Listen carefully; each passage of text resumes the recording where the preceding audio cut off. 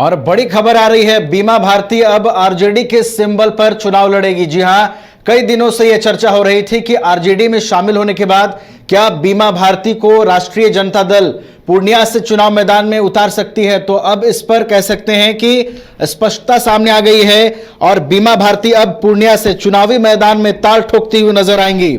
हमारे साथ इस खबर पर अधिक जानकारी के लिए हमारे बिहार संपादक इसके राजीव जुड़ गए हैं। पूरी जानकारी के साथ उनका रुख करते हैं। इसके राजीव, बीते दिनों अटकलों का बाजार गर्म था कि आरजेडी ज्वाइन किए हैं बीमा भारती, तो क्या अब वो निश्चित रूप से चुनावी मैदान में होंगी, पूर्णिया से चुनावी मैदान में होंगी, और अब इस पर क्लैरिटी आ गई है, वो चुनावी मैदान में होंगी पूर्णिया से।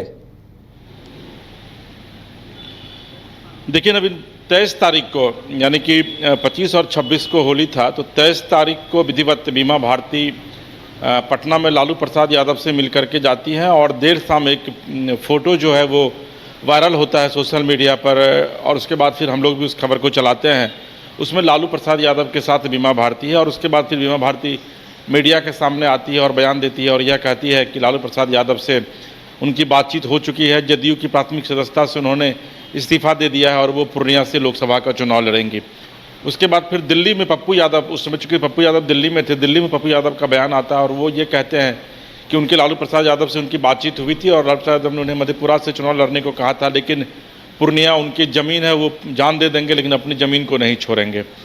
फिर कल तेजस्वी यादव की मीटिंग होती है वहाँ कांग्रेस के नेताओं के साथ, अभी भी उनकी मीटिंग वहाँ पर चल रही है कांग्रेस के नेताओं के साथ। और अभी पूर्णिया से ये खबर आ रही है, पूर्णिया में बीमा भारती वहाँ पर मीडिया से भी बात कर रही थी। उन्होंने यह बताया सीधे तौर पर कि 3 तारीख को वो अपना नॉमिनेशन देने के लिए जा रही है और उनको आरजेडी की तरफ से लालू प्रसाद यादव ने सिंबल दे दिया है। यानी कि सीधे तौर पर अब ये तय हो गया है कि अगर आरजेडी की तरफ से सिंबल उनको दे दिया गया है, 3 तारीख को उनका नॉमिनेशन का डेट फिक्स हो गया है, यानी कि पप्पू यादव जो हैं वो अब पूर्णिया में चुनावी रेस से बाहर जा चुके हैं। हाँ, ये अलग बात है कि पप्पू यादव कल की तारीख में इंडिपेंडेंट वहाँ से चुनाव लड़े, क्योंकि पप्पू यादव अभी भी डोर टू डोर कैंपेन कर रहे हैं। आज भी पूर्णिया में कई इलाकों का उन्होंने दौरा किया है। इसके अलावा अभी वो कटिहार गए हुए हैं, वहाँ पर जाकर कुछ लोगों के साथ उनकी मीटिंग है और फिर शाम में वो अफ्तारी करेंगे कुछ मुस्लिम भाइयों के साथ।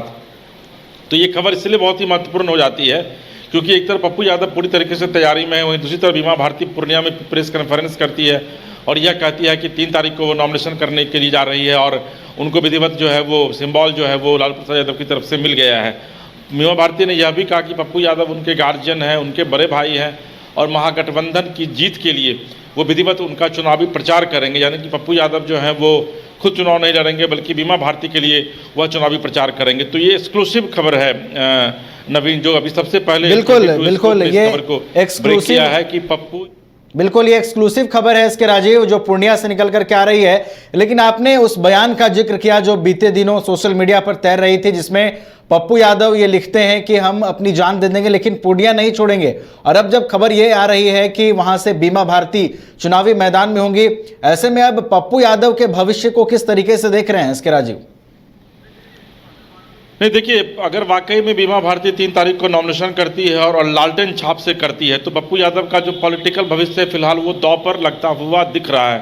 क्योंकि पप्पू यादव अगर इंडिपेंडेंट वहाँ से चुनाव लड़ेंगे तो फिर उनको कांग्रेस की सदस्यता जो उनकी है वो भी उनकी खत्म हो जाएगी। अपनी पार्टी का वो पहले ही मर्जर वो करवा चुके हैं कांग्रेस के साथ।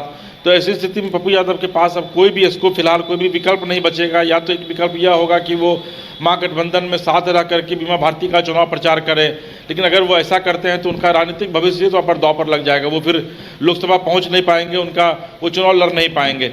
लेकिन मुझे नहीं लगता है, क्योंकि पप्पू यादव जो है वो पूर्णिया में पिछले लंबे समय से वहाँ पर वो संघर्ष कर रहे हैं, डोर टू डोर कैंपेन कर रहे हैं और लंबे समय से यह वहाँ के लोगों को ये बता रहे हैं कि पप्पू यादव जो है वो इस बार चुनाव लड़ेगा, उनका जो बेटा है उस इलाके का वो इस बार चुनाव लड़ेगा।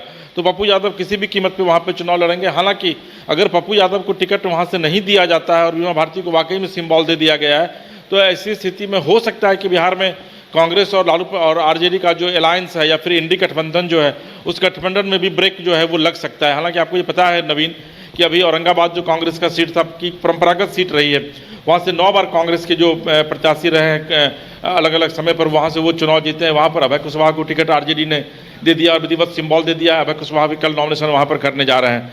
तो ऐसी स्थिति में इंडी गठबंधन जो है वो इंटैक्ट नहीं रह पाएगा और उसका सीधा लाभ अगर ऐसा होता है तो वो एनडीए को मिलेगा। और एनडीए तो यह चाह भी रही है कि भाई इंडी गठबंधन की एकजुटता जो वो कम से कम बिहार में न रहे। और पप्पू यादव सीमांचल के इलाके में एक बड़ा फैक्टर निश्चित तौर पर है। बहुत ज़्यादा वोट नहीं, लेकिन कुछ ना कुछ वोट वो जरूर काटते हैं, या फिर उनके उम्मीदवार जो है वो कुछ ना कुछ वोट काटते हैं। और जो वोट कटेगा नवीन, वो यादव का वोट कटेगा, वो मुस्लिम का वोट कटेगा।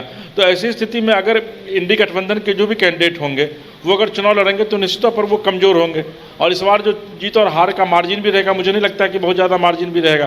तो अगर मान लिया 25-30 हज़ार वोट भी अगर वो काट लेते हैं पप्पू यादव, तो निश्चित तौर पर वो वोट जो है वो भी बीमा भारती का कटेगा। हालांकि क्या कुछ होगा बीमा भारती के इस बयान के बाद, चूंकि तेजस्वी यादव ने कल दिल्ली में कहा था कि जब वो पटना पहुंचेंगे तो वहां पर प्रेस कॉन्फ्रेंस करके वो बताएंगे कि कौन कौन सी सीट कांग्रेस को दी गई है, कौन कौन सी सीट आरजेडी के पास है। आज चूंकि तेजस्वी यादव की बेटी का पहला साल गिरा है, तो वहाँ पर वो आज लालू प्रसाद यादव पूरे परिवार के साथ दिल्ली में वहाँ पर वो आज अपनी पोती के बर्थडे को सेलिब्रेट करेंगे। और उसके बाद कल जब वो पटना पहुँचेंगे तो कल जा करके वो फिर सीट पर जो कौन कौन से प्रत्याशी किन किन सीटों पर खड़े होंगे, कांग्रेस को कितनी सीटें दी गई, आरजेडी कितनी सीटों पर लड़ेगी, वाम दल को कितनी सीटें दी जाएंगी, उसका जो है उस पर वो नाम वो कल जा करके खुलासा करेंगे। लेकिन इतना तय है कि अगर वाकई में बीमा भारती 3 तारीख को नॉमिनेशन करती है और आरजेडी का छाप, लालटेन छाप उनको अगर मिल गया है, तो वाकई में पप्पू यादव और कांग्रेस के लिए निश्चित तौर पर यह एक शुभ समाचार या फिर सुखद समाचार नहीं कहा जा सकता। बिल्कुल, पप्पू यादव के लिए तो बिल्कुल भी यह सुखद समाचार नहीं कहा जा सकता। और अब यह भी कहा जा सकता है कि ये जो डिसीजन है और ये जो ऐलान अब हुआ है वो पप्पू यादव के पॉलिटिकल फ्यूचर पर ग्रहण भी लगा सकता है। बहुत बहुत धन्यवाद एसके राजीव हमारे साथ जुड़ने के लिए और पूरी जानकारी के लिए। तो बीमा भारती के पूर्णिया से चुनाव लड़ने पर अब कह सकते हैं कि राजद ने मुहर लगा दी है, उन्हें आरजेडी ने अपना सिंबल दे दिया है और 3 अप्रैल को कहा यह जा रहा है कि वो अपना नॉमिनेशन फॉर्म भी भरेंगी, नामांकन पर्चा दाखिल करेंगी। ऐसे में पप्पू यादव जो लगातार कांग्रेस ज्वाइन करने के बाद ये दावा कर रहे थे कि वो अपना जान दे देंगे, वो सब कुछ अपना दांव पर लगा देंगे, लेकिन पूर्णिया नहीं छोड़ेंगे। तो अब जब पूर्णिया से उन्हें दरकिनार किया गया है, यानी कि पूर्णिया से अब जब बीमा भारती को सिंबल दिया गया है, तो निश्चित रूप से कांग्रेस और पप्पू यादव के लिए ये एक गुड न्यूज़ तो नहीं कहा जा सकता।